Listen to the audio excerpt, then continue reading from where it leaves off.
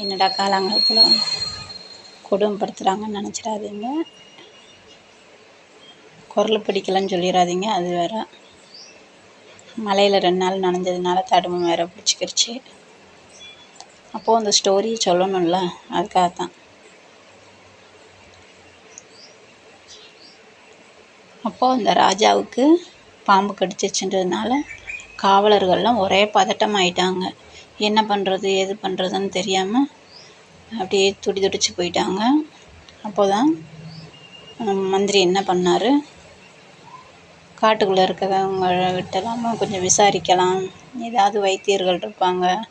அப்போது அந்த வைத்தியர்கள் யாராவது கூப்பிட்டு வந்து சீக்கிரம் வைத்தியம் பண்ணிட்டா ராஜாவுக்கு எதுவும் பாதிப்பு இருக்காதுன்னு சொல்லிட்டு போய் வைத்தியர்களை தேட ஆரம்பிச்சிட்டாங்க.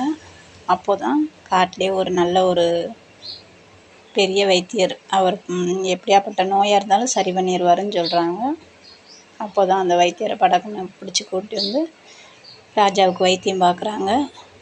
ஆபத்து எதுவும் கிடையாது உயிருக்கு, அவரோட கண்ணுக்கு தான் பாதிப்பு இருக்கிறது மாதிரி இருக்குது, நீங்கள் அரண்மனைக்கு கூட்டிகிட்டு போகலாம், நான் வந்து பார்க்குறேன், கொஞ்ச நாள் கழித்து பார்க்குறேன் அப்படின்னு சொல்லிட்டாங்க.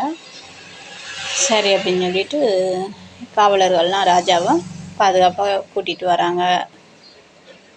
அப்போது அரண்மனைக்கு எல்லாம் பக்கத்தில் உள்ள மக்களுக்கெல்லாம் தெரிஞ்சிருச்சு, பக்கத்து நாட்டு ராஜாங்களுக்கும் தெரிஞ்சிருச்சு. எல்லாம் வந்து பார்த்துட்டு போகிறாங்க. அப்போது ராணிக்கும் பசங்களுக்கும் ரொம்ப கஷ்டமாயிடுச்சு.